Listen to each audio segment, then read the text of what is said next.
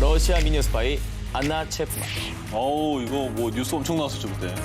2010년 안나 체프만은요, 러시아 해외 정보국 SVR 요원 10명과 함께 스파이 활동을 해오다가 FBI에 적발됐었죠. 미국의 정부 관료들과 사업가들의 혼을 쏙 빼놨던 그녀의 매력은 과연 무엇이었을까요? 붉은 와인색 머리에 푸른색 눈동자. 어딘가 모르게 동양과 서양 여성의 매력을 동시에 풍기던 그녀는 매일 밤 명품 드레스와 아찔한 키레를 신고 사교계 거물로 활동했다고 합니다. 그렇게 매일 밤 미국 정부 고위 관료, 정치인, 대기업 간부들을 만나면서 그 속에서 빼낸 각종 정보들은요, 러시아 첩보원들에게 전송이 됐고요. 이때 이중 보호를 위해서 스테가노그래피라는 암호 기술까지 썼다고 합니다.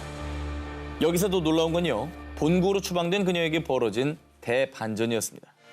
러시아에서 최연소로 러시아 최고 훈장을 받았을 뿐 아니라요, TV 진행자, 모델, 배우 등으로 활동하며 여전히 러시아 전 국민의 관심과 사랑을 받고 있다고 합니다.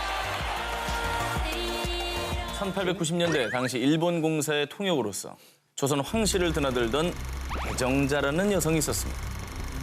뛰어난 일본어 실력과 함께 일본 정세까지 꿰뚫고 있어서 고종의 큰 총애를 받던 그녀.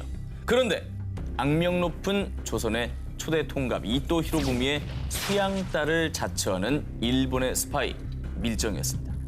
이토 히로부미가 그녀를 스파이로 기용한 것을 두고 전해지는 얘기에 따르면요, 조선인이면서도 고국에 대한 증오를 품고 있었기 때문에 이토는 일본어, 수영, 승마, 사격술, 변장술 등 이런 모든 것들을 가르치며 그녀를 밀정으로 키웠다고 합니다. 대단하다. 치밀하게도 어릴 때부터 훌륭히 스파이로 자란 배정자는 그 뒤 조선 황실에 들어가서요, 폐하, 이토 히로부미는 다른 나라의 침략에서 조선을 보호해줄 인물이옵니다 라고 감언이설을 흘림과 동시에 황실의 기밀을 꾸준히 일본에 전달했습니다. 전해지는 이야기에 따르면 당시 고종은 조선의 러시아군을 끌어들여 일본을 견제하려는 계획을 세우고 자신은 러시아의 블라디보스톡으로 피신하려고 했지만요, 배정자의 밀고로 이 계획이 실패로 돌아가게 된 거라고 합니다. 아, 진짜. 그런데요, 그녀의 뒷배경이 돼줬던 이토가 사망한 뒤에도 만주의 독립운동가들을 체포, 학살하는 단체 보민의 창설을 주도하기도 했다고 합니다. 그리고 1941년 태평양 전쟁이 발발하자 그녀는 70이 넘은 나이에도 조선 여성 100여 명을 전쟁터로 데려간 뒤 위안부 노릇을 강요했다고 합니다. 이거는 너무 치졸하고 정말 극악무도한 범죄 아닙니까? 그렇습니다. 그로부터 이제 4년 뒤죠. 1945년 광복이 오지 않았겠습니까? 그래서 1948년부터 반민족행위 특별조사위원회가 본격적으로 친일 인사들을 잡아들이기 시작을 했는데요. 이때 제일 먼저 체포된 여성 친일파가 바로 배정자였다고 합니다. 그러나 뻔뻔하게도 조국의 광복에 기쁜 마음이 가득 차 무엇라 할 수 없습니다. 나의 행동들은 어린 나이의 실수입니다 라며 변명으로 일관했지만요, 결국 감옥에 끌려갔고요. 출소 후에는 어렵게 생활하다가 쓸쓸한 죽음을 맞았다고 합니다. 이거는 저 지난주에 저 광복절 특집할 때 했어야 네. 되는 기사 아닙니까? 그러니까요. 그때 올렸어야 되는 기사이긴 한데 정말 대단하다. 정말 분노가 치밀어 오른다. 예. 캄캄한 어둠을 뚫고 마들렌이라는 암호명을 가진 한 여성 스파이가 나치에 점령당한 프랑스로 잠입합니다. 그녀의 정체는 영국 특수작전국 SOE 소속의 무선 통신요원으로요, 나치 내부의 정보를 영국으로 전송하는 막중한 임무를 맡았습니다. 그런데 이 여성 스파이는 스파이답지 않게 어딘가 좀 어설펐습니다. 아주 조용한 심야 시간대 마치 동네 사람들 다 들으라는 듯이 영국 특수작전국의 전보를 치고나요. 밤에 막 타닥타닥타닥타닥. 혹시 읽으면서 아니야? 자, 독일이 말이야. 영국의 함대 야이트다 함대 따닥닥닥. 정말 자나깨나 보안이 생명인 스파이 치고는 너무나도 허술했는데요. 자, 그런데 그녀가 이렇게 다소 어설픈 데는 다 이유가 있었습니다. 아, 그래요? 사실 그녀의 본명은 누르운 니사 이나얏 칸으로요, 인도 남부 마이소르 왕족의 피를 이어받은 프린세스, 공주였던 겁니다. 아니, 공주가 왜 스파이가 되는 거예요? 공주가 네. 사연이 있습니다. 이 누르의 가족들은 프랑스 파리에 살았는데요. 1940년에 나치가 프랑스를 점령하자 그녀의 가족들은 영국으로 망명을 하게 됩니다. 그런데 이때 수많은 유대인들이 나치에게 갖은 학대와 고통을 받자 공주가 돼서 내 안위만 챙길 수 없어 인간이 인간에게 저런 모진 짓을 할 수 없는 거야. 결국 영국에서의 안전한 삶을 포기하고 특수작전국의 지원에 무선요원 훈련을 받았던 것이죠. 생각만큼 굉장히 훌륭하시네요. 멋있네요. 예. 네, 멋있네요. 그런데 당시 독일의 비밀경찰 게슈타포의 뛰어난 추적 기술로 인력이 부족했던 영국 특수작전국은 교육을 미처 다 마치지 못한 신임 요원들까지 작전에 투입할 수밖에 없었고요. 그래서 적진에 급하게 투입된 누르는 스파이로서 당연히 미숙할 수밖에 없었죠. 그러나 누르는 자신의 소임을 다하기 위해 누구보다 열심히 스파이 활동에 임했고요. 그 결과 나치의 정보를 영국으로 보내는 데 성공한 유일한 여자 스파이로 활동을 했는데요. 하지만 겨우 활동 4개월 만에 누르는 다른 이중첩자의 배신으로 체포가 됐습니다. 그 뒤 죽음의 공장으로 악명 높은 나치의 다카우 수용소에서 총살을 당해 30세의 나이로 안타까운 생을 마감하게 됐다고 합니다. 기술이나 이런 건 좀 어설펐지만은 그 정신만큼은 스파이로서 가장 프로페셔널이 아니었나. 우아한 모습으로 커피잔을 들고 있는 이 여성. 바로 새끼의 실존 인물 탕웨이가 열연한 여성 스파이 정핑루입니다. 그런데요, 영화 새끼에서는 사랑 사이에서 갈등했던 사랑꾼 스파이로 등장하지만요. 실제 그녀는 조국을 위해 자신을 던진 비운의 스파이였다고 합니다. 중국과 일본 혼혈이었던 그녀는요. 샹하이 최초의 화보, 양우 화보 표지 모델이 되면서 출중한 미모로 샹하이 사교계에 발을 들여놓게 됩니다. 그런데 이때 중국 국민당의 정보기관에선 정핑루의 뛰어난 미모와 능숙한 일본어를 보고 미인계를 쓸 수 있는 첩보원으로 적합하다고 판단했고요. 그녀도 항일운동에 적극 가담하게 됩니다. 그런데 정핑루 그녀를 운명의 수레바퀴에 놓이게 한 막중한 임무가 주어지게 됩니다. 바로 일본군의 특무 부장이자 항일 운동가들을 무참히 처형해 도살자라 불리는 띵모춘을 암살하려는 명이었죠. 자신의 미인계로 적을 사랑해야 하는 스파이. 그런데 사실 그녀에겐 이미 혼인을 약속한 연인이 있었습니다. 하지만 혼인을 잠시 미루고 그녀는 중대한 첩보 임무에 임하게 됩니다. 그 뒤 정핑루는 무도회장에서 띵모춘을 만났고요. 그도 역시 정핑루의 미모와 매력에 홀리듯 끌리고 맙니다. 그런데 준비했던 첫 번째 암살 시도가 안타깝게 실패하자 12월 21일 모피 전문점에서 두 번째 암살을 계획합니다.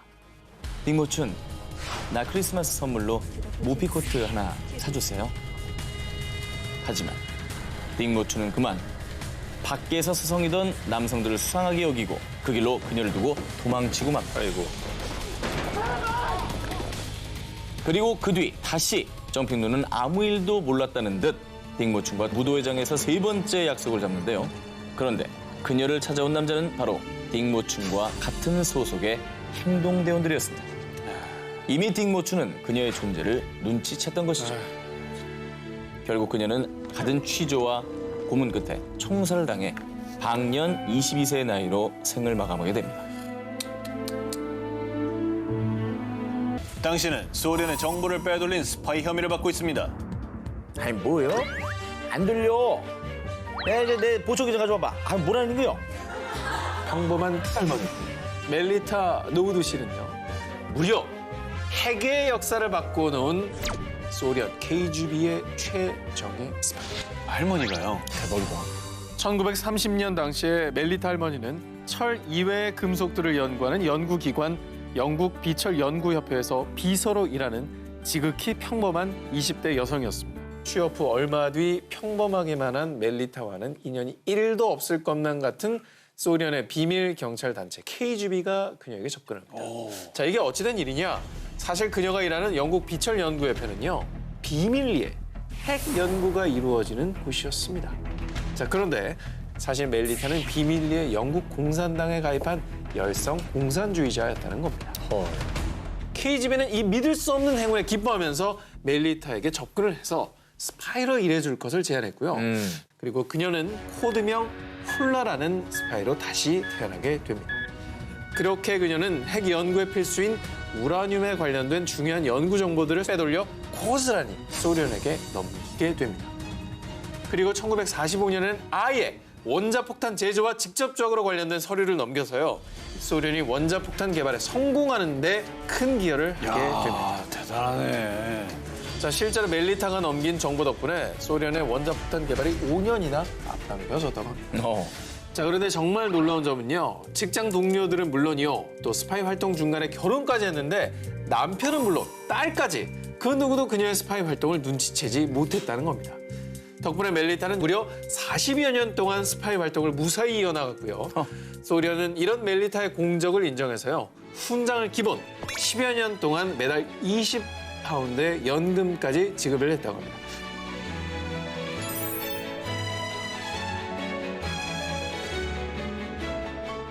영화 007 제임스 본드의 상관이자 MI6의 국장 M, 1대 M 버나들리, 2대 M 로버트 브라운까지 이때까지 모두 남자 상관이었는데요.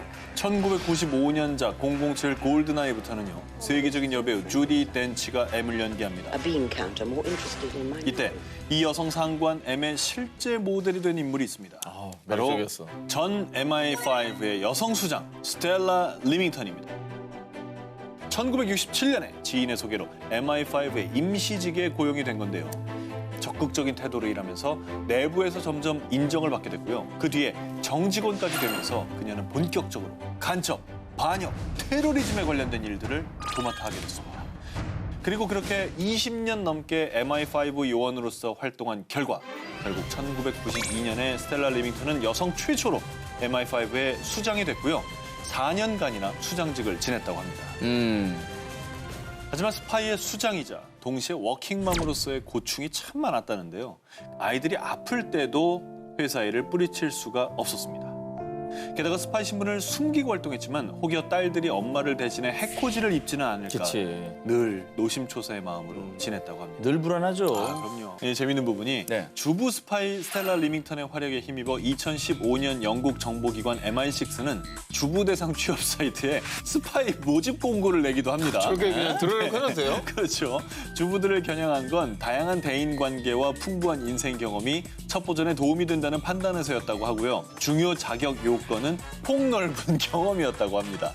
이 공고를 본 주부 스파이 지원자들의 어떤 지원이 굉장히 폭주했었다고 합니다. 부에노스아이레스에 사는 리카르도 클레멘트는요. 일을 마치고 집으로 돌아오던 중 저 실례합니다. 라고 말을 거는 남자를 만납니다. 그런데 그 순간 주변에서 7명의 남자들이 쏟아져 나와서 클레멘트의 눈을 가리고 납치합니다. 이 모든 일이 벌어지기까지 걸린 시간은 단 30초. 클레멘트를 납치한 이들이 바로 이스라엘의 정보기관 모사드였습니다. 오로지 이스라엘의 안보를 위해 다양한 첩보 임무를 수행하는 기관으로요. 세계에서 가장 강력한 그리고 가장 은밀한 첩보 조직으로 유명한데요. 이 모사드에서 가장 심혈을 기울이는 임무 중 하나가 제2차 세계대전 당시 나치 전범과 관련된 정보를 수집하고 추적하는 일이었던 겁니다. 그리고 이런 모사드의 정보력과 집념의 결정체가 리카르도 클레멘트 체포작전이었습니다. 리카르도 클레멘트는 가명이고요. 이 사람은 사실 제2차 세계대전 당시 독일 나치의 친위대 장교 아돌프 아이히만이었습니다.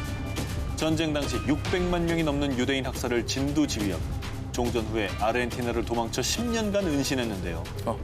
먼저 모사드에는 사야님이라고 불리는 전 세계 약 3만 5천여 명가량의 정보원이 있습니다. 아르헨티나에 아돌프 아이히만이 있는 것 같다라는 정보도 이 네트워크를 통해 모사드까지 전달된 겁니다. 1959년 마침내 법의학자들까지 동원해서 사진 속의 인물이 아이히만임을 확인한 모사드.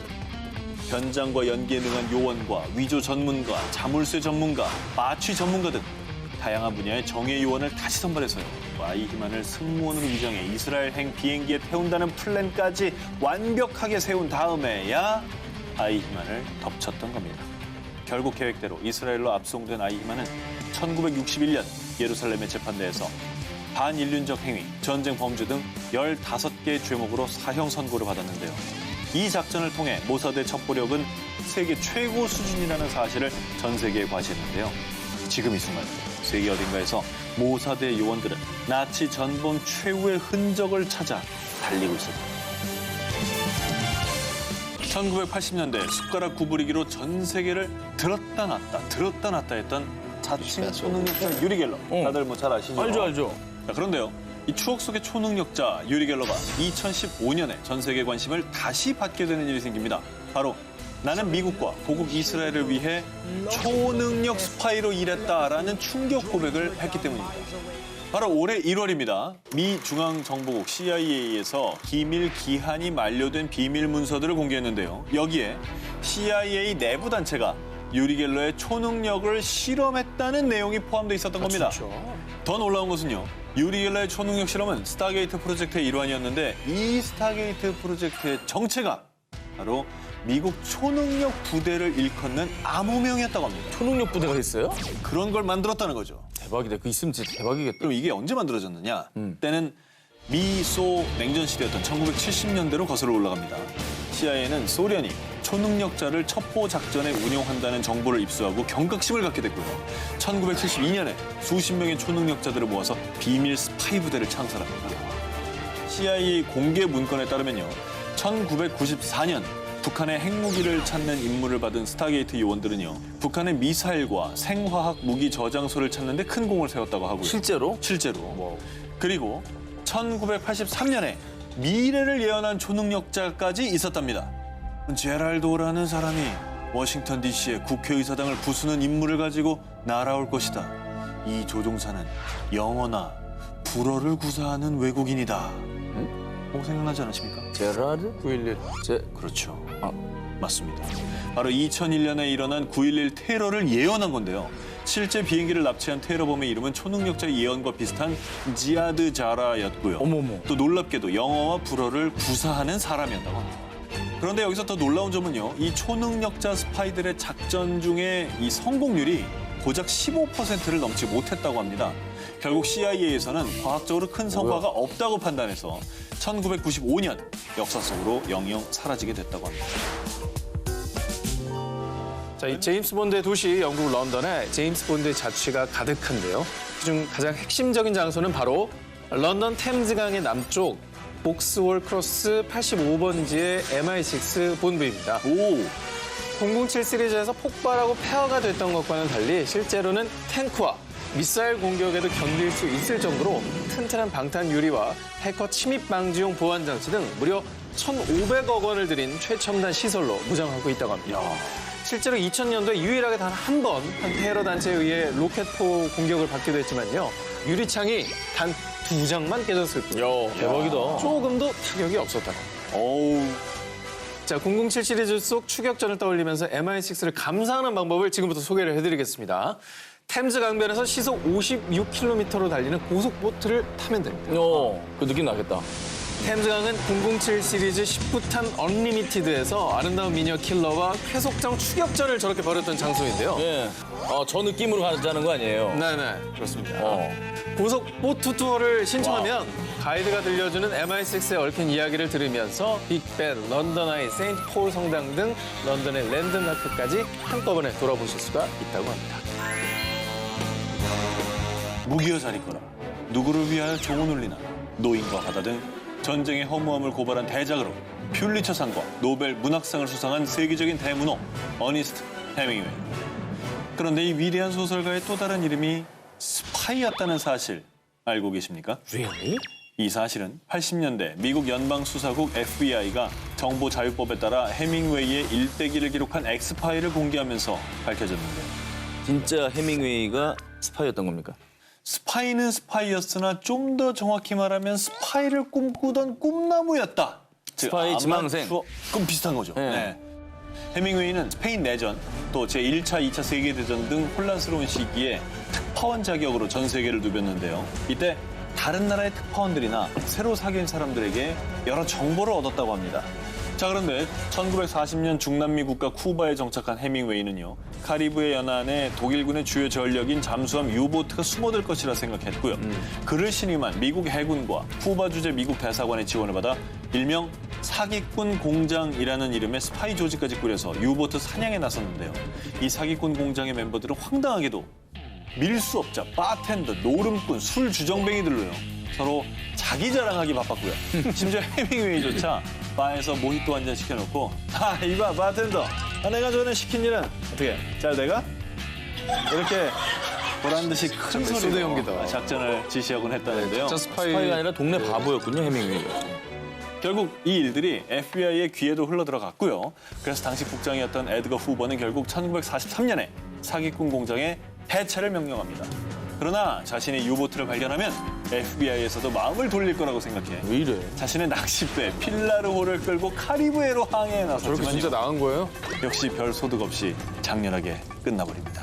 그리고 그 뒤 1952년에 소설을 발표하는데 그 작품이 바로 바다 위에서 노인과 청새치와의 대결을 통해 자연의 위대함을 그린 역작 어머. 노인과 바다라고 합니다. 자전적 소설이네. 끊임없이 유보트를 찾아 헤매던 자신의 얘기를 쓰고 그렇죠. 전 세계 딸기 보급에 혁혁한 공을 세운 한 명의 스파이가 있습니다. 그는 바로 프랑스 육군 정보국 소속의 아메데 프랑스와 브레지어 중령인데요. 때는 1712년 프랑스 해양왕 루이 14세는요. 칠레 해안가 주변의 군사 정보를 수집하기 위해 프레지어 중령을 스파이로 긴급 파견합니다. 그러던 어느 날 프레지어 중령은요. 한 식물을 보고 깜짝 놀라고 맙니다. 그것은 바로 딸기였습니다. 당시 프랑스에는 산딸기처럼 열매가 작은 야생 딸기만 있었는데 칠레 해안가에 있는 딸기는 마치 호두알처럼 열매가 크고 맛있었기 때문이죠. 이참에 낮에는 식물학자로 위장해 딸기 관찰기를 쓰고요. 종자도 채집해가며 딸기를 조사했습니다. 자, 그리고 밤에는요. 은밀히 군사 정보를 모으기 시작을 했던 거죠. 그런데 그가 얼마나 열정적으로 딸기 연구에 매달렸는지 칠레 사람들도 그를 1도 의심하지 않았습니다. 너무 딸기만 연구하니까요. 그 뒤 다시 고국으로 돌아온 중령은 먼저 칠레 해안가의 군사 정보가 담긴 지도를 제작해 루이 14세에게 전달했습니다. 자, 그런데요. 사실 그는 고국으로 돌아올 때 칠레 군사 정보뿐 아니라 딸기 종자도 스파이답게 몰래 훔쳐왔던 것이죠. 오, 대단한데요? 프랑스의 문익점이죠. 아 진짜 대단하다. 이후 유럽의 여러 식물학자에게 도움을 청해 다양한 딸기 종자를 서로 교배하며 연구를 이어갔고요. 그리고 마침내 영국의 필립 밀러라는 식물학자가 칠레 딸기 종자에 북미 버지니아 야생 딸기를 교배시켜 지금 우리가 먹고 있는 새콤달콤한 딸기가 탄생하게 된 거라고 합니다. 저 정도면 프레지어 이름단 딸기 요거트 하나 나와야 되는 거 아닙니까? 네.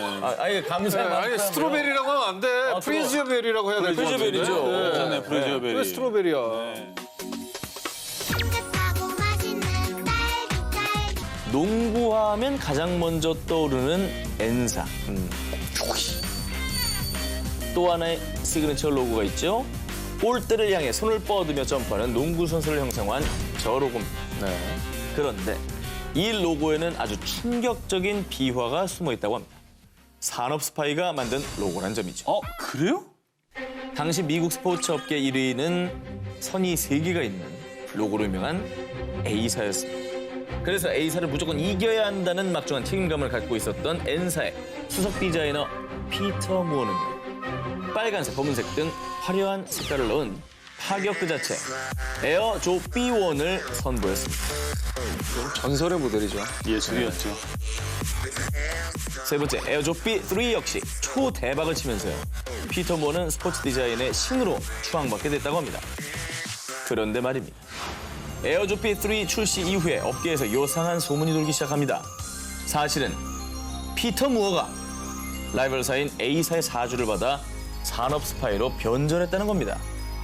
그래서 에어조 B 시리즈를 망치기 위해서 로고 디자인을 대충 무성의하게 만들었다는 소문이었습니다. 아니 저게 실제로 조맘때쯤 있었던 올스타 대회의 덩크슛 컨테스트에서 네. 실제로 마이클 조던이 다이어트 라인에서부터 다이어트 라인 뛰어가지고 점프. 날아갔던 그 장면에 대한 캐릭터라고 생각했거든요. 저거는 대충은 절대 알 것 같아요. 그랬으면 그렇게 사랑받았을까? 너무 결과론적으로만 말씀하시는 아, 거예요? 그래요? 네. 저 디자인 폭망이었다면 그런 얘기 하시겠습니까? 해요. 아니 우리끼리 그 싸우면 뭐해? 저 사람이 스파인지 아닌지만 알려주세요. 그래요. 그런데 그냥 뜬 소문이라기에는 피터 무어의 이후 행적이 묘합니다. 잘 들어보세요. 그는 에어조 B3 출시 직전에 갑자기 회사를 그만두더니 심지어 피터 무어가 옮긴 회사가 바로 A사였던 거죠. 이건 좀 아니다. 이제 아시겠습니까? 이제 아시겠어요? 좀 냄새가 나네. 아시겠냐 말입니다. 아니 이게 뭐 내가 이렇게 나한테 화낼 일이야 이게? 참고로 피터 무어가 A사로 가서 만든 로고가 바로 이 로고입니다. 그 유명한 산 모양의 삼선 로고인 것이죠. 그가 산업 스파이인지 아닌지 사실 여부를 떠나서 신의 손 대박 제조기라는 것은 부정할 수가 없는 저 두 로고 다 대박이 났잖아요. 아니 진짜 저 A사의 저 로고를 보는 순간 허탈하다. 저걸 단 사람이 만들었다는 게. 그렇죠. 톰 크루즈의 대표작 하면 반박불가 스파이 시리즈 미션 임파서블이겠죠. 그런데 말이죠. 전 세계를 열광에 빠뜨린 이 초대박 히트작이 드라마 리메이크작이라는 사실 알고 계셨습니까? 진짜? 몰랐어요. 바로 1966년에 방영된 동명의 TV 시리즈 미션 임파서블이 그 원작인데요. 우리나라에선 1969년에 제5전선이라는 제목으로 방영이 됐었죠. K본부에서 이거 드라마로 방영했었잖아요. 그렇습니다. 대우대에서. 그래서 영화 미션 임파서블의 대표 변장술인 얼굴 가면도 드라마 제5전선에서 먼저 등장한 기술이고요. 또 드라마 속에서 요원들에게 임무를 전달한 뒤 5초 뒤 자동으로 폭파된다. This tape will self-destruct in 5 seconds. 라는 멘트와 함께 꽝 터지던 녹음기. 이 지령 전달 방식은 영화 미션 임파서블에서도 똑같이 사용됐고요. 테이프, 공중전화, 선글라스, 레코드판까지 매 시리즈마다 발전하는 지령 장비를 보는 재미도 쏠쏠했는데요. 하지만요, 무엇보다 이 드라마가 남긴 최고의 유산은 바로 이 오프닝일 겁니다. 보시죠. 와, 음악도 똑같아요? 어머, 웬일이야. 기억난다. 저 K본부에서 쓰던 드라마. 긴박한 느낌이 100% 살아있는 이 배경음악. 영화 음악계의 거장 랄로 쉬프린이 작곡한 미션 임파서블 메인 테마곡인데요. 미국의 대중음악 순위 차트 B 음악 차트에도 랭크될 정도로 인기를 끌면서요. 또 영화에서도 공식 테마곡으로 굳어진 거라고 합니다. 옛날 생각 많이 난다. 근데 아무튼 드라마의 로고 음악의 양대 산맥인 것 같아요. 미션 임파서블하고 네. 맥가이버. 맥가이버. 아니 저는 전격 제트 작전 어, 키트 어서 와 이러면 자동차가 오잖아요. 에어울프. 노래가 기억나는 것도 에어오프지. 빰 빠바바밤 빠바바밤, 빠바바밤, 빰, 빠밤. 아우, 영감들. 아,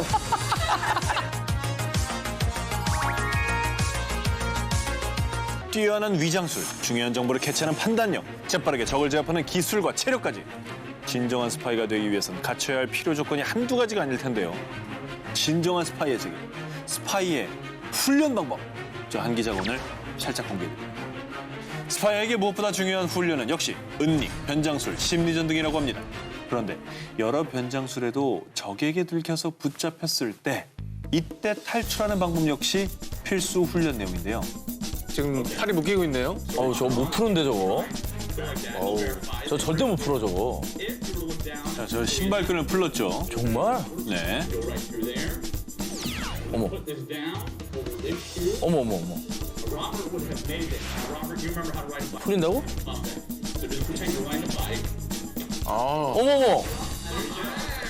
저렇게 쉬워? 아, 본인 신발끈에 그걸로 이용해서 저걸 끊어버리네요. 핸들질 금방 하라고? 풀리죠. 네. 지금 보시는 이 영상은 전직 CIA 요원 제이슨 헨슨이 선보인 탈출법인데요. 어머머. 아, 옛날에 한번 저거 꺼본 적이 있었는데, 방송에서. 근데 절대 어떻게도 안 나오더라고. 이걸 빼려고 할수록 더 쪼여요. 그치. 되게 아프잖아요. 되게 아프고. 자, CIA의 전 요원이었던 린지 모란이 CNN과의 인터뷰에서 고백한 내용에 따르면요. 진정한 요원으로 거듭나려면 농장, 일명 The Farm으로 가야 한다는데요.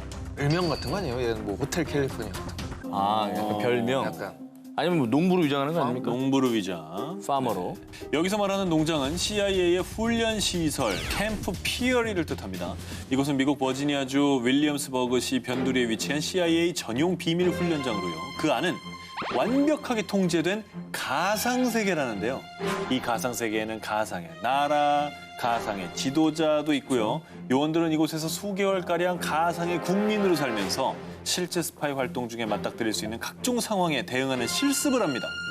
고통스러운 신문에서 살아남는 법, 감시 장치를 찾아내는 법 등을 배운다고 합니다. 코드명 지그재그. 그리고 또 하나의 코드명 프리치. 독일에선 철 십자훈장을 수여받을 정도로 신망이 두터운 스파이로. 동시에 영국의 스파이로도 활동한 에디 체프만의 이야기. 에디 체프만은 10대 때부터 젤리그 나이트라는 폭발물을 사용해 금고를 터는 젤리갱의 멤버로 영국에선 악명 높은 금고 털이범이었다고 합니다. 하지만 제 아무리 선수라 해도 꼬리가 길면 잡히는 법이죠. 1939년 초 에디 체프먼은 금고를 털다 붙잡혀 영국 감옥에 수감되고 맙니다. 그런데 감옥에 수감된 후 제2차 세계대전이 발발했고요. 그때 에디 체프먼은 자신이 감옥에서 나갈 방법은 독일군의 스파이를 자처하는 것밖에 없다고 생각한 건데요. 자, 그래서 독일군에게 자신의 능력을 한껏 어필하며 스파이로 받아달라 이런 부탁을 했어요. 코드명 프리츠로 정식 나치 소속 스파이가 됩니다. 야, 그리고 에디 체프먼은 중요 임무를 부여받게 되는데요. 런던의 산업지대를 폭발시키라는 것이었습니다. 한편 영국의 정보국 요원 조는요. 에디 체프먼, 너의 작전을 모두 알고 있다. 죽고 싶지 않으면 위장 폭발을 시켜라. 자, 이렇게 에디 체프먼에게 이중 스파이가 될 것을 제안합니다. 에디 체프먼은 자신의 형량이 단축될 수도 있다는 기대를 가지고 이 제안을 수락했고요. 드디어 작전 수행 날에는 공장 건물의 일부로 파손시킨 뒤에 독일에게 거짓 보고를 합니다. 결국 영국의 스파이까지 맡게 된 에디 체프먼은 영국에서는 코드명 지그재그로 활동하기 시작했고요. 본인의 행보랑 비슷하네요, 지금. 정말 영악하게도 그 지독하고 악랄한 나치를 감쪽같이 속인 에디 체프먼은 결국 전쟁이 끝난 후 정말로 영국으로부터 과거 자신이 금고 털이범으로서 저지른 모든 죄를 사면받았고요. 심지어는 자신의 주특기를 살려 나치의 금괴를 대량으로 훔쳐 영국으로 밀반이 배웁니다. 그래서 남부러울 것 없이 행복하게 사시다가요. 1997년 83세를 일기로 생애를 마감했다고. Are you willing to go to England to attack a target for 2010년 12월 중국 군대는 역사 속으로 사라졌던 이 부대를 부활시키겠다라고 발표했습니다. 뭐죠? 이 볼까요? 부대? 자, 바로 이 부대는 비둘기 부대입니다. 어떤 전파 방해나 통신 공격에도 끄떡없이 정보를 전달할 수 있는 전서구를 부활시키겠다는 계획이었던 거죠. 오늘날? 그렇죠. 해킹이나 정보전이 심하니까 전서구를 어떻게 해킹합니까? 아, 매를 띄우는 거 아니야? 잡아먹으라고? 잡아보라고. 자, 그래서 제가 스파이 역사에서 절대 빼놓을 수 없는 이 비둘기 부대에 관한 특종을 준비했습니다. 비둘기는 원래 귀소 본능이 매우 강한 새입니다. 아무리 멀리 이동을 시켜도 반드시 원래 있던 곳으로 되돌아오기 때문에 오래전부터 통신수단으로 사랑받아왔죠. 자, 그런데 이 비둘기가 스파이로서 혁혁한 공을 세웠던 때는 단연 전쟁 시기인데요. 제2차 세계대전에는 무려 20만 마리의 비둘기가 중요한 정보를 아군에게 전달하는 역할을 수행했고요. 또 단순한 정보 전달을 넘어 이렇게 사진 촬영까지 하는 첩보 활동 비둘기 스파이도 있었습니다. 우와! 그런데 영국의 국내 보안을 담당하는 정보기관 MI5는요. 비둘기 부대 활동을 저지하기 위해 맞불 작전으로 새로운 부대를 창설했습니다. 바로 송골매 부대였습니다. 맞네. 나 대박인 것 같아. 예. 나 대박 브라이트한 거. 거의 1940년대 영국 첩보원 수준이네. 난 몰랐어, 내용을. 나 무식한 거 아니죠? 아, 그래서 이제 네, 비둘기 네. 잡는 매를 정 기자님 말씀대로 정말로 띄웠죠? 도입한 겁니다. 그래, 잡아먹어야지, 뭐 어떡할 거야. 송골매 부대는 영국 상공을 침범한 비둘기 스파이들을 족족 체포해서 이들이 알고 있던 비밀 지령을 야. 손에 넣을 수가 있었고요. 오. 이 정보를 바탕으로 영국에 잠입한 나치 스파이들을 일망타진할 수가 있었다고 합니다.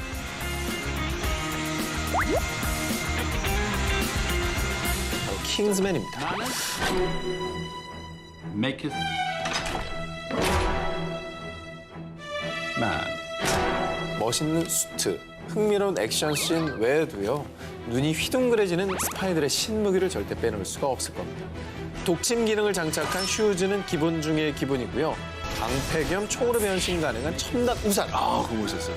그리고 또 주인공 엑시가 양복점에서 킹스맨 본부로 이동하는 장면에 등장하는 이 이동 수단까지 무척 큰 화제가 되었습니다. 아유. 어디까지 가는 거야? 아, 재밌었어. 자, 이 교통수단의 이름은 초음속 진공관 자기부상 열차 하이퍼루프로요. 실제로 2013년 미국의 전기자동차 업체 T사의 CEO 앨런 머스크가 고안한 아이디어가 영화에서 시각화된 건데요. 최고 시속 약 1200km의 속도로요. 서울에서 뉴욕까지는 단 2시간 만에 주파할 수 있는 꿈의 이동수단이 된다는 건데요. 맨하탄에서 점심 먹고 올 수 있는 거네요. 그렇습니다. 2시간이면 네, 점심 약속할 수 있는 거예요, 뉴욕에서. 그러니까. 네. 내일 점심에 가? 그야말로 대단한 이동수단인 건데요. 자, 뿐만 아니라요. 스파이들이 몸 가까이 지닐 수 있어서 무기로 무한 애정을 하는 아이템도 있죠. 바로 시계입니다. 아하. 1986년작 블랙 문 라이징에서는요. 1급 비밀을 캐내는 도둑 터미리 존스가 시계 전문 브랜드 S사의 실존 모델인 U 시계를 착용했는데요. 1984년 당시 손목에 차는 휴대용 컴퓨터로 불릴 정도로 데이터를 입력할 수 있는 것은 물론 시간을 말하기도 하고요. 간단한 계산 기능까지 탑재한 시대를 앞서가기도 완전 앞서 나간 스마트 제품이었다고 합니다. 자, 그런데요. 그 어떤 첨단 무기보다 무서운 스파이들의 암살 무기는 또 따로 있습니다. 바로 독입니다. 포이즌. 자, 두 사진의 인물은 동일 인물인데요. 과거 러시아 정보기관의 1급 요원이었던 그는 2000년 가족과 함께 영국으로 망명을 했습니다. 자, 그런데 2006년 갑자기 리트비넨코는 집에서 복통을 호소하면서 쓰러지고 맙니다. 곧바로 병원에 옮겨졌지만 결국 약 3주 만에 사망하고 마는데요. 아이고. 자, 영국 보건당국이 밝힌 내용에 따르면 부검 결과 그를 죽음으로 몰아간 원인은 바로 초소형 핵폭탄으로 불리는 독극물 폴로늄 210이었습니다. 참고로 폴로늄은 청산가리보다 2억 5천만 배나 강한 맹독성 물질인데요. 일단 인체 내부로 투입이 되면 강력한 독성으로 내장과 백혈구를 모조리 파괴해버리는 무시무시한 독극물이라고 합니다. 자, 그가 영국 런던의 한 호텔에서 전직 동료들을 만나서 녹차 한 잔을 마셨는데 폴로늄이 이 녹차에 섞여 있어요. 너희 플라티넘.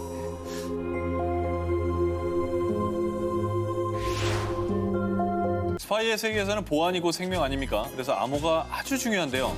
우리 기자들은 과연 스파이로서의 얼마나 자질이 있을까 테스트를 해볼 겸해 제가 아주 간단한, 이거 정말 간단한 거예요. 암호 하나 준비해봤습니다.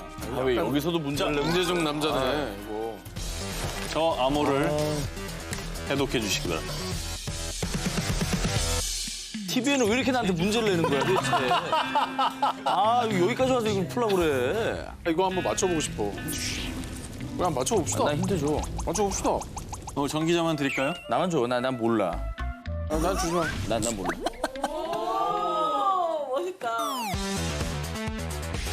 아, 잠깐만.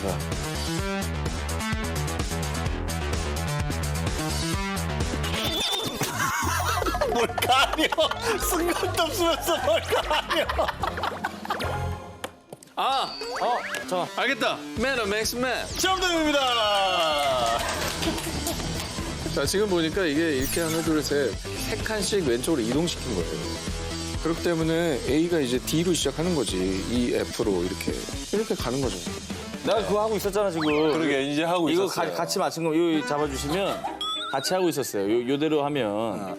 지금 기자들이 푼 암호는 로마의 황제 율리우스 카이사르가 사용했던 일명 카이사르 암호입니다. 그런데 신조차 풀지 못할 것이다 라고 불릴 만큼 해석 난이도 최상 난공불락의 암호가 있었는데 바로 제2차 세계대전 당시의 독일군의 암호 시스템 애니그마였습니다. 이 기계는 쉽게 말하면 S를 치면 종이에 S가 아니라 R이라는 글자가 찍히는 기계로요. 심지어는 독일군은 이 글자가 바뀌는 규칙도 수시로 바꿔서 암호 해독을 더욱 어렵게 만들었습니다. 자, 근데 무엇보다 이 애니그마가 영국군에게 골치였던 이유는요. 독일군이 당시 주력 무기였던 유보트의 명령을 내릴 때 이 애니그마 암호를 썼기 때문입니다. 애니그마를 해석해 독일군과 유보트를 저지하라! 이 막중한 임무를 맡았던 이들은 바로 1939년 영국 런던 근교에 설립된 1급 기밀 암호 해독 기관 브레슬리 파크였습니다. 이곳에서 천재 수학자 앨런 튜링이 중심이 되어 애니그마의 원리를 역추정하기 시작하는데요. 의외로 해석의 단초가 되는 것은 날씨였습니다. 독일군은 매일 새벽 6시경 일기예보가 담긴 암호를 송신했는데요. 그렇다면 이 암호 속엔 분명 날씨라는 단어가 분명히 있을 거라고 생각을 한 겁니다. 그래서 이 단어를 시작으로 폭풍, 비, 파도 이렇게 날씨 관련 단어는 물론 자주 쓰이는 군대 용어 등을 추적하기 시작했고요. 이 데이터를 바탕으로 1940년 3월 18일 애니그마 암호를 무려 단 20분 만에 해석하는 기계 봄베를 완성합니다. 덕분에 연합군은 독일군의 상황을 속속들이 알게 됐고요. 독일군에게 일부러 정보를 흘려 프랑스 칼레 해안의 병력을 집중시키게 유도하고요. 그 사이에 연합군은 감시가 허술해진 노르망디 해안에 기습적으로 상륙한 거죠. 이 작전이 그 유명한 1944년 6월 6일의 노르망디 상륙 작전입니다. 이 작전의 성공으로 연합군은 제2차 세계대전의 승기를 쥐게 되죠. 즉 연합군의 제2차 세계대전의 승리 뒤에는 애니그마와 암호 대결을 펼친 브레슬리 파크의 숭고한 노력이 있었습니다. 지금 이 시각에도 세계 곳곳에는 갈 곳을 잃은 난민들이 있습니다. 2015년 기준 세계 난민 수는 무려 2,130만 명. 그중에서 난민이라는 이유로 인권을 유린당하는 이들이 있는데요. 지금 알려드릴 이 고발은 지난 2016년 8월 9일 영국 유력 일간지에서 폭로하게 됩니다.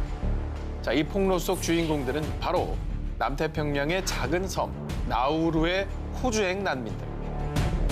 참고로 호주에서는 배를 타고 호주로 망명을 해오는 난민, 일명 보트피플을 수용하기 어렵다며 인근 섬나라인 나우루와 파푸아뉴기니에 일정 비용을 지급하고 난민을 보내는 태평양 해법을 시행하고 있는데요.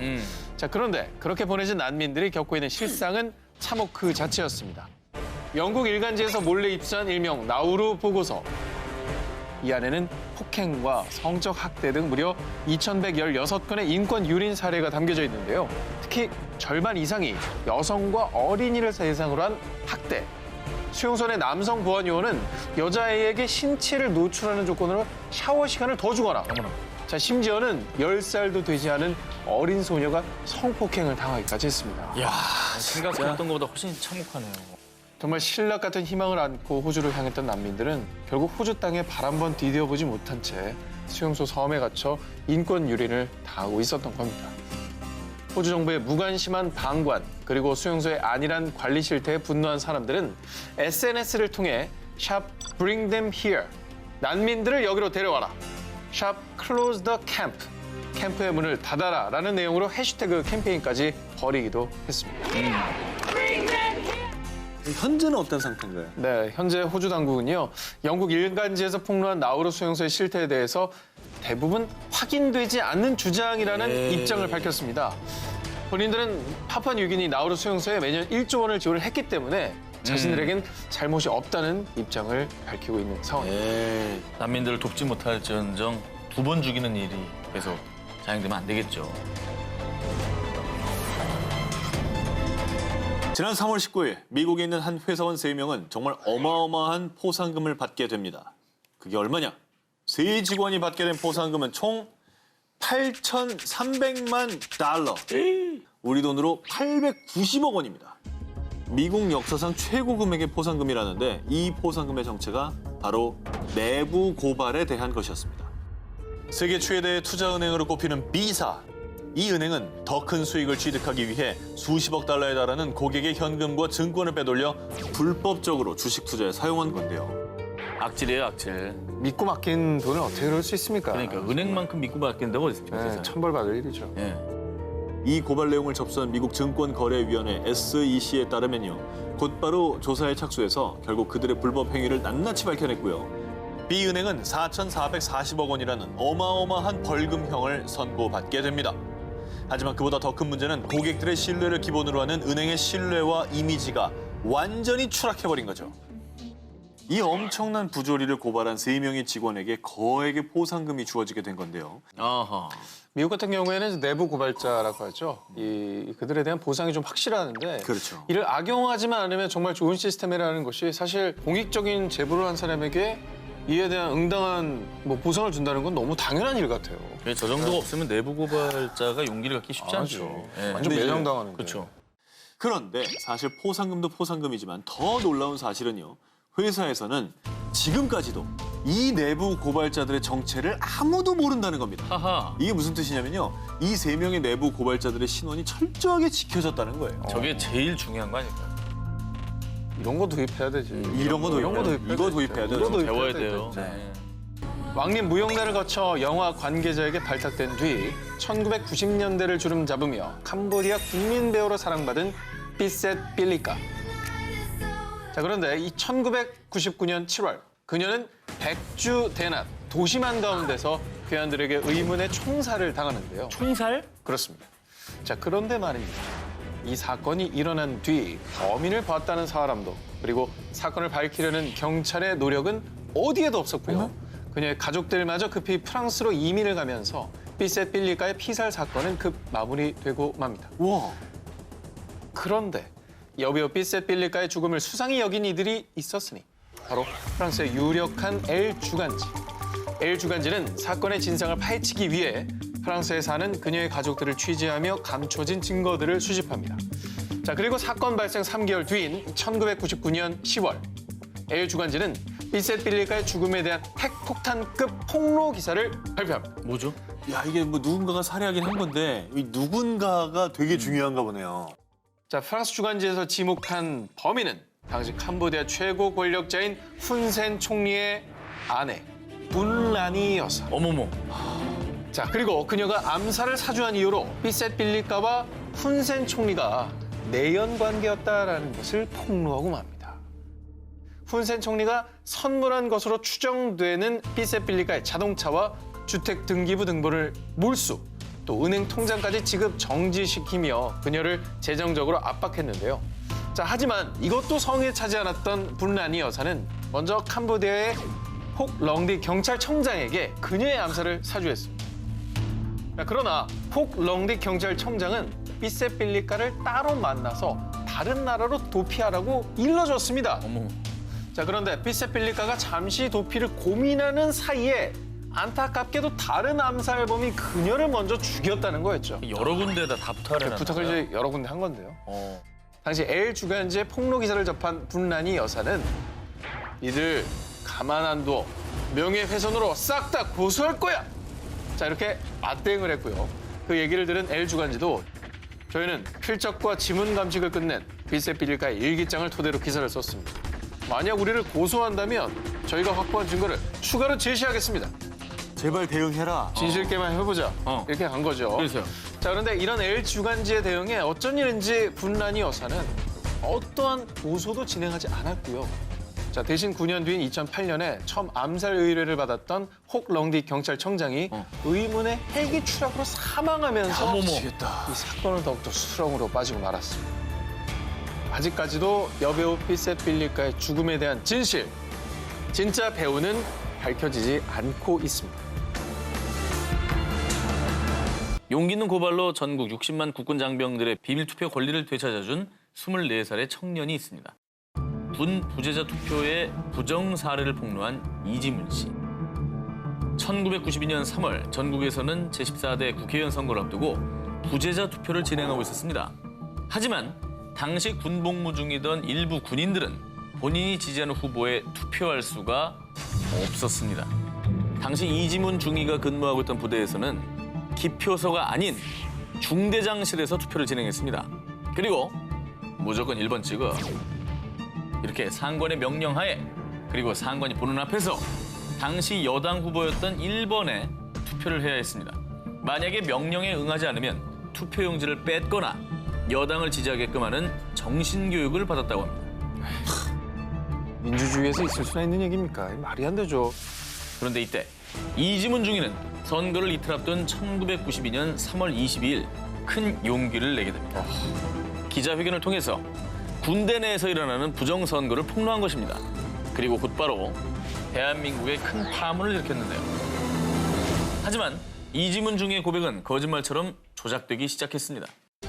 이지문 중위의 말은 거짓말입니다. 투표는 정당한 절차를 밟아 진행됐고 정신교육도 없었습니다. 역시 또 뭔가 압박이 있었겠죠. 이렇게 증언을 좀 하라 이런 일이 있지 않았을까요? 저기야말로 정말 내부 고발이 쉽지 않은 상황이었겠습니까? 군대에 있는 네. 어떤 군인이 쉽지 않죠. 결국 이지문 중위는 군 전체의 명예를 훼손했다는 이유로 중위에서 2등병으로 강등된 뒤 불명예 제대했습니다.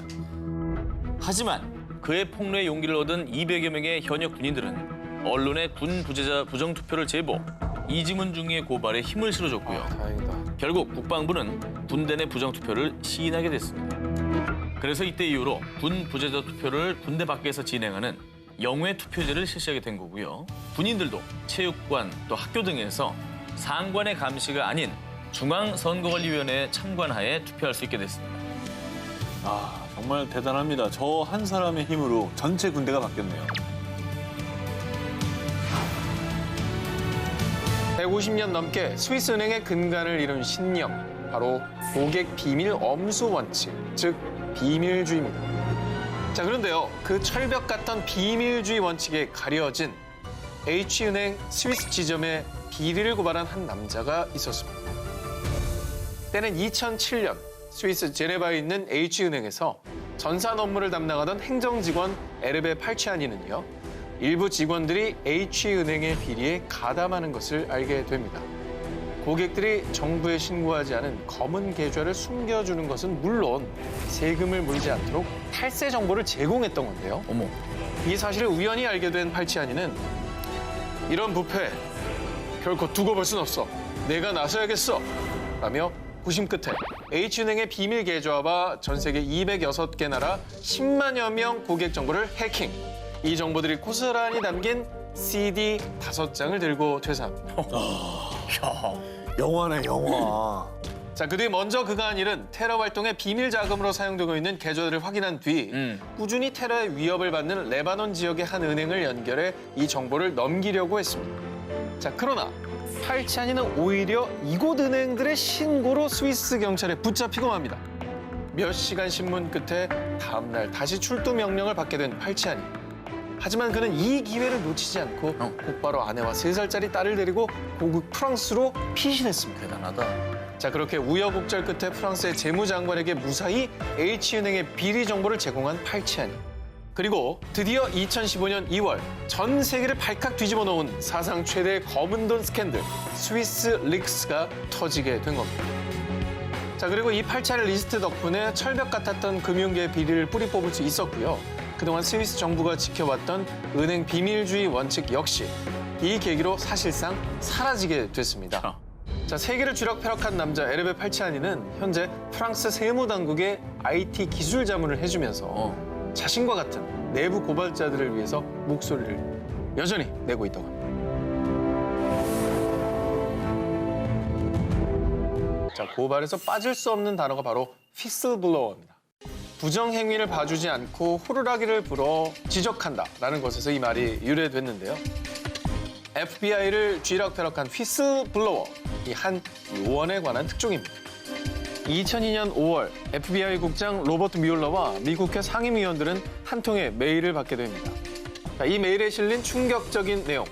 FBI의 직무 태만만 없었어도 9.11 테러는 막을 수 있었다. 야, 이거 처음 듣는 얘기네. 이 FBI 유례 없는 폭로를 한 제보자의 정체는 21년차 베테랑 콜린 로울리 요원이었습니다.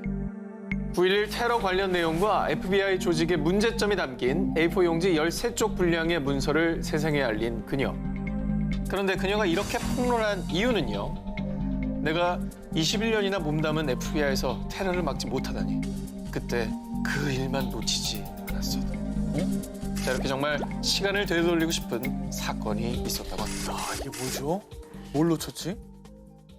2001년 9.11 테러 발생 3주 전인 8월경 미네소타의 한 비행학교에 수상한 청년이 포착됐다고 합니다. 모로코계의 프랑스인 자카리아스 무사비. 비행학교 재학생이었던 그는 비행 수업 중 유난히 이착륙도 아닌 공중에서의 조종술만 배우려고 했습니다. 어머. 그래서 이를 수상히 여긴 학교 교관들은 은밀히 FBI에 연락을 취했지만 별 조치를 취하지 않았고요. 그리고 얼마 뒤엔 무사비가 여객기 창고에서 폭탄으로도 사용될 수 있는 747 조정 장치를 훔치려다가 또다시 적발되어 교관들이 다시 한번 FBI에 제보했는데요. 하지만 본부에선 애들 장난인데 뭘 그렇게 예민해. 그렇게 할 일이 없어? 라는 반응과 함께 별다른 수사 없이 그냥 미 이민귀화국에 몇 주 동안 체포만 하고 있었다는데요. 형식적인 조치만 했군요. 그렇죠. 그죠? 하지만 결국 일은 벌어지고 말았습니다. 9월 11일 미국의 심장부를 산산조각낸 끔찍한 테러가 발생하고야 만 것이죠. 뒤늦게 수사에 들어가 취재한 결과 그는 알카에다 요원이었고요. 9.11 테러 당시 비행기를 납치해 백악관으로 돌진할 계획이었다는 충격적인 사실을 폭로했습니다. 이때 콜린 요원은 무사위의 노트북만 압수수색했더라도 9.11 테러는 저지할 수 있었을 것이라며 안타까움을 금치 못했습니다. 2009년 9월 세계 3대 제약회사인 P제약회사는 23억 달러, 한화로 약 2조 8천억 원의 천문학적인 벌금을 물게 됩니다. 이 P회사는 남성 성기능장애 치료제 비아그 B를 만든 유명 제약회사입니다. 1992년부터 P제약회사의 영업 담당으로 근무한 코프친스키. 그는 일을 하면 할수록 큰 갈등과 고민에 빠지게 됩니다. 그 이유는 판매한 약 중에 일부 약은 식품의약국으로부터 약효를 인정받지 못한 데다가 치명적인 부작용이 있었기 때문입니다. 그리고 의사를 속여서 약을 판매하라는 지시까지 떨어졌다고 하는데요. 자사의 약을 최대치로 환자에게 처방하기 위해서 의사들을 호화 리조트로 초청해서 향응을 제공하고 검은 돈인 리베이트까지 건넸다고 합니다. 이렇게 순전히 이익을 위해 환자들의 생명을 위협하는 약을 판매해야 하자 영업사원 코프친스키는 죄책감에 몹시 괴로워했고요.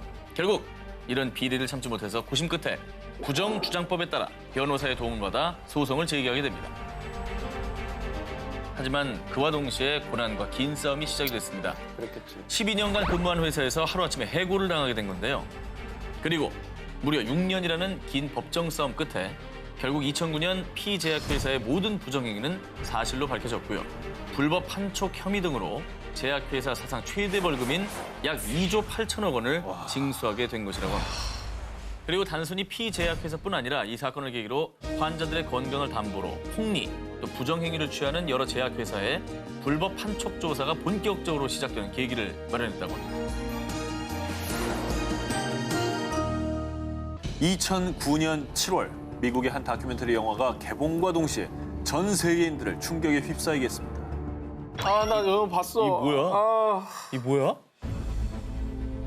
푸른 바다가 붉은 핏빛으로 물든 이곳은 일본 와카야마 현의 작은 마을 타이지의 앞바다입니다. 이 타이지 마을은 매년 9월부터 이듬해 2월까지 돌고래 잡이를 시작하는데요. 어부들은 배몰이를 통해 100여 마리의 돌고래 떼를 해안으로 몰아넣은 다음 공연용 돌고래 몇 마리를 제외하고는 날카로운 작살로 무자비하게 찔러 죽이고요. 거기에 새끼 돌고래를 유인하기 위해 어미 돌고래를 먼저 사냥해서 그 슬피 우는 울음소리마저 이용한다고 합니다. 사람이 저런 짓을 할 수 있죠. 일본 정부가 한 해에 돌고래를 잡을 수 있는 포획 쿼터를 1,500에서 2,000마리로 정하는데요. 타이지 마을은 이 포획 쿼터 승인과 전통이라는 명분으로 포경을 지속해오고 있습니다. 그런데 이렇게 잔혹한 포경이 이루어지는 이 마을에 몰래 잠입한 이들이 있었으니 바로 미국의 돌고래 보호 운동가 릭 오베리와 다큐멘터리 감독 루이 시호요스.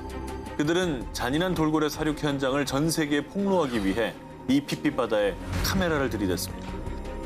수중 촬영 감독, 녹음 전문가, 그리고 전문 다이버를 한 팀으로 구성해서 그 참혹한 바닷속으로 잠입했는데요. 결국 그들이 힘겹게 만든 이 다큐멘터리는 2009년 더 코브, 부제 돌고래의 진실이라는 제목으로 미국에서 개봉하게 됩니다. 영화가 공개되자마자 전 세계에서는 선명한 핏빛 바다가 잊히지 않는다. 일본의 만행에 충격을 금할 수 없다는 반응과 함께 분노했고요. 2010년 아카데미 시상식에서 장편 다큐멘터리 상을 받으며 전 세계에 더 큰 영향력을 발휘하게 됩니다. 하지만 타이지 마을은 자신들의 전통 어업 방식이자 생업이라고 주장하면서 우리는 돌고래 사냥을 멈추지 않겠다! 라면서 주장을 굽히지 않고 있는데요. 전통이라는 이름으로 모든 걸 인정을 받으려고 하면 안 된다고 보는 게 나쁘면 전통도 없애야죠. 전 세계적으로 보호해야 될 동물이라고 누구나 얘기를 하고 있는데. 이들이 이토록 잔인한 돌고래 포획을 멈추지 않는 이유는 바로 돌고래를 포획해서 식용과 공연용으로 해외에 수출하고 있기 때문인데요. 산채로 포획한 돌고래는 한 마리에 무려 1억 원에 달한다고 합니다. 하지만 다행히도 세상은 변하고 있습니다. 최근 여러 나라에서는 고래 수족관을 점점 없애는 추세로 가고 있는데요. 부디 그 어떤 명분으로도 이 잔혹한 돌고래 학살이 더 이상 이어져서는 안 되겠습니다. 세상에서 가장 비밀스러운 종교, 사이언톨러지 내부 자료 폭로. 2007년 이라크전 때 미군이 12명의 이라크 국민 살해 영상 공개. 2017년 5,000명을 도청한 CIA 해킹 사건 고발. 2006년에 설립된 뒤 단 3년 만에 미국 3대 일간지인 W포스트가 지난 30년간 이룬 성과보다 더 영향력 있는 특종을 세상에 알린 곳이 있습니다. 바로 전 세계를 대상으로 한 폭로 전문 사이트 위킬리크스인데요. 세상에서 가장 위험한 남자라 불리며 철저하게 베일에 쌓여있던 줄리안 어산지. 올해로 48세인 그는 16살 때부터 시드니 국영통신사의 컴퓨터 시스템과 미 공군이나 미 최대 방산업체 등을 대상으로 해킹을 시작하게 됩니다. 그런데 독특한 점은 악의적인 성격이 아닌 정보의 공유만을 목적으로 했다는 건데요. 그가 이렇게 해킹을 시작한 이유, 정보 유통을 통해 정부의 위법 행위를 저지하기 위함이었습니다. 그리고 2006년 아이슬란드에서 뜻을 함께하는 동료들과 함께 폭로 전문 사이트인 위킬리크스를 만들게 됩니다. 근데 이분들은 도대체 이 엄청난 정보들을 어디서 얻는 건가요? 어산지와 동료들이 기밀 정보를 확보하기 위해서 직접 해킹에 나서기도 하고요. 익명의 제보자로부터 정보를 얻기도 합니다. 참고로 현재 위킬리크스는 기득권 계층이 저지른 수많은 부정부패를 포함 무려 120만여 건이 넘는 기밀 문서를 보유하고 있다고 합니다. 그래서 디지털 시대의 새로운 내부 고발자 줄리안 어산지는 위킬리크스에 대해 이렇게 말합니다. 사람은 가면을 씌워주면 진실을 말하죠. 이제 전쟁은 시작됐습니다. 라고 말했죠. 자, 그리고요. 폭로의 대명사가 된 위킬리크스의 파워. 무려 한 나라의 독재 정권까지 무너뜨렸습니다. 지난 2011년 1월 북아프리카 지중해 연안에 있는 튀니지에서는요. 10만여 명이 거리로 쏟아져 나오며 민주화를 외쳤습니다. 이들이 거리로 나온 이유, 무려 23년간 독재 정치를 하던 벤 알리 대통령을 몰아내기 위해서였습니다. 일명 제스민 혁명이라 불리는 이 변화의 물결은 바로 위킬리크스에서 시작됐습니다. 2010년 11월 28일 위킬리크스는 미국의 공식 외교 문서를 세계에 공개합니다. 그 문서 중에서 주 튀니지 미국 대사 로버트 고덱이 국민의 것은 곧 나의 것이다 라는 제목으로 미국에 보낸 전문이 바로 혁명의 발단이 돼버린 겁니다. 이 전문에서 공개된 충격적인 사실, 벤알리 튀니지 대통령과 일가 친척이 장장 23년간 마치 거대한 마피아 집단처럼 굴림, 국민의 사유재산을 강탈하고 온갖 사치를 부렸다는 충격적인 내용이었죠. 특히 튀니지 대중을 분노케 만든 내용은 미국 대사인 로버트가 지난 2009년 대통령 사위 자택에 초청받은 뒤 작성한 글인데요. 대통령 사위인 모하메드 집에는 50m 길이의 레인을 갖춘 실내 수영장이 있었고 실제 로마 시대 유물이라는 사자상이 있었습니다. 그리고 수십 명의 하인이 일사불란하게 움직이며 주인과 손님을 모셨습니다. 이렇게 튀니지의 독재자 벤 알리 일가의 사치, 또 부패상을 만천하에 까발린 것이죠. 튀니지 국민은 대통령 일가의 민낯을 이 문서를 통해서 확인한 겁니다. 독재자가 수십 년간 국민들의 고혈을 빨아먹고 호사스러운 생활을 누릴수록 튀니지 국민들은 천정부지로 솟는 물가와 고실업률에 시달려왔습니다. 그중에서도 가장 심각한 건 청년 실업 문제. 그리고 2010년 12월 컴퓨터 공학도였던 26세 청년 부아지지의 분신 소식이 기폭제가 돼서 마침내 이듬해 1월 튀니지 혁명이 시작됐습니다. 이후에 2011년 1월 14일 벤 알리 대통령은 가족과 함께 몰래 사우디행 비행기에 올랐고요. 마치 철옹성과도 같았던 그의 나라가 풀뿌리 민중의 힘, 피플 파워에 의해 막을 내린 순간이 됐습니다. 폭로의 아이콘이 된 위킬리크스가 거둔 첫 번째 혁명. 더욱 의미 있는 건 튀니지에서 시작된 제스민 혁명이 이웃 국가인 이집트, 리비아 등 중동 국가로도 번져서 아랍의 봄을 알린 것이죠. 세상을 바꿀 수 있는 용기 있는 고발, 앞으로도 계속해서 이어지길 바랍니다.